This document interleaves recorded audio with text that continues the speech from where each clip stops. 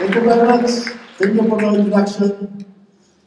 Thank you very much sa presensya nyo ngayon. We are here today to launch the book of Pinoy, about Pinoy. Siya po ang tayo po ang boss niya, sabi niya. Kayo ang boss ko. Kaya, ito po siya, mamaya ilulusan din natin siya. Photography has been my life's work. I've never worked in any other job except in this field of photography. I work in NGO, politicians, local politicians, newspapers, magazines, and until yung full circle ko talaga nung nandito ako kay Pinoy, nung naging close in photographer na ako.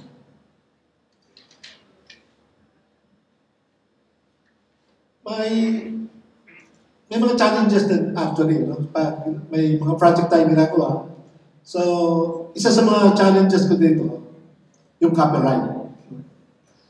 Kanino ba ang litrato?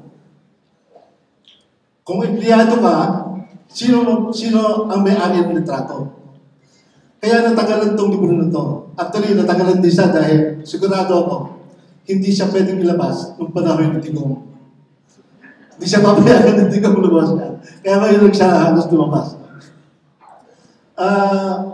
Yun, problem to sa copyright, tsaka siyempre, yung funding. Marami akong sinulatan na mga institutions na para i-fund nila ang book na to. Buti na lang, one day sa Manila Memorial, sa isang evento na nandun lahat karamihan ng mga secretaries, nakita kami ni Sec Laciata. Kinumusta niya yung libro. Kasi alam ni Laciata na maglalabas akong libro. Sabi ko, wala nga. Sabi niya, puntahan mo si Nico sa Times. Kasabi mo siya. So from that time, doon na kumulong itong project na to. Itong kinausap ko si Nico, tapos yun. Dire-diretso na hanggang sa natapos ito po. For this book, I have chosen to focus on Pinoy's unguarded moments. The quiet before grand events. Cabinet members, public, and his sisters and family, particularly his nephews, Joshua and Bimbi. Yun ang mga madalas ko magunan. Hindi siya yung malaking event. Mas gusto ko yung mga unguarded moments siya, yung mga private life na nangyayari sa buhay niya. Kasi yung mga malaking events na lahat ng media nandun, lumalabas na yun. So gusto ko sana i-capture yung hindi nakikita ng mga tao. Marami din to, no? Dahil sa, actually, halos hindi ako umuwi ng bahay. 7 days ako nag-shoot para sa kanya.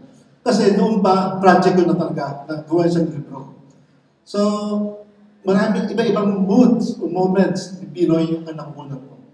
Masaya, medyo malungkot, may kasamang girlfriend, o ano. Ano ko yun? Sa shopping, kasama yung mga pinsan, mga kamag-anak, kaya yung dalawang apo. This book is a way of lending substance to quote, "The measure of a man is what he does with power." In the form of photographic style, doon mo siya ginawa. It is my way of saying thank you, Pinoy, for the privilege to be part of your journey and the opportunity to share the story of a remarkable life, frame by frame, with you.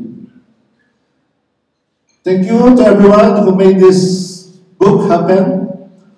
Thelma, Kiko, Nico, Mika, Neil, the late Arden, Dave, and especially kay Ate Yoli, na naghahanda ng merienda namin every fresh work sa Times.